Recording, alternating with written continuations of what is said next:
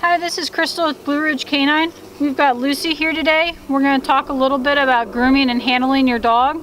If you've got a smaller dog, it's easier to have them up on a table when we're talking about grooming and handling them. A couple things that we want to be able to do with our dog. We want to be able to check them out thoroughly from head to tail. I like to start with the teeth. I put some treats in my hands. Just look at my dog's gums, look at their teeth, give them a little reward. Go to the other side. Look at the gums, look at the teeth. What I'm checking for is excessive tartar. Want to make sure that their eyes are nice and clear, no major goopiness coming out of their eyes, nothing coming out of their nose. The next thing I'm going to check is their ears. I'm going to give her a little treat, check down in those ears. They're nice and clean. They don't have any debris or buildup on them. Good girl, Lucy. I always give my dogs lots of rewards when we're doing the grooming and handling, just so that they're comfortable with everything that I'm doing. One of the next things and most common things that people are going to do with their dog is brushing them. I like to use furminators for most coats. You can talk to your veterinarian if you've got a dog that doesn't have a smooth coat and find out what kind of grooming brush is going to be best for your dog. It's nice to do this outside because I can go ahead and just let the fur go out in the yard. It's good for the plants, or so I've been told, so I just go with that. You can see the furminator, it takes a lot of hair up. It's a nice tool to use. Even get a little bit on her tail there.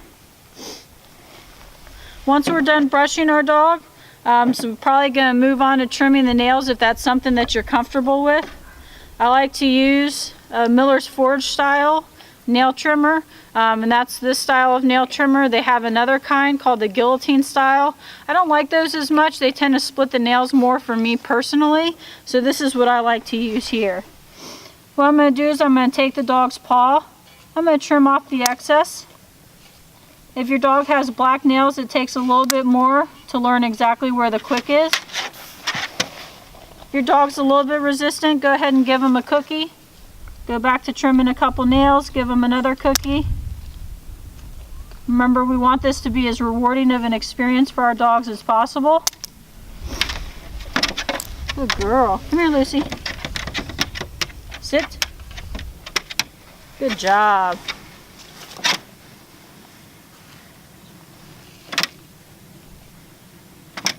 I've got that dew claws, the last one that I needed to do on that paw.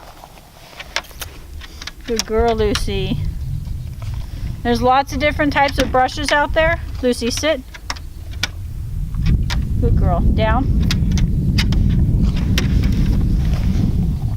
The Furminator is just one that I find easiest for nice and smooth coated dogs. They come in a variety of sizes. They've got a large, they've got a small. I was using a medium on her. Something else is a little slicker brush. These work great. They help get up some of that dead hair. They can also help remove some dirt from your dog if they've been out in the mud. So that's another nice brush to use there.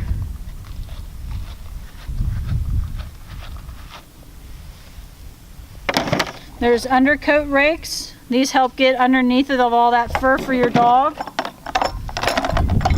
Then there are also combs that they have. I like to use combs when I'm doing my dog's face. This is a little bit bigger of a comb than I would typically use for her here.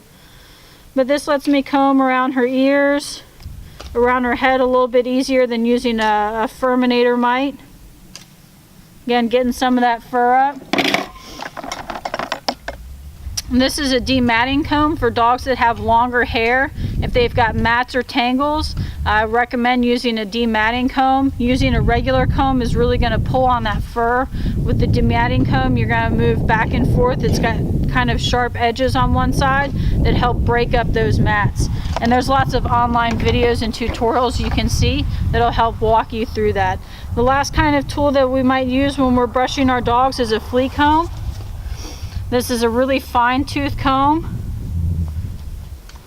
and you can use it to get down in their fur, make sure that they don't have any fleas.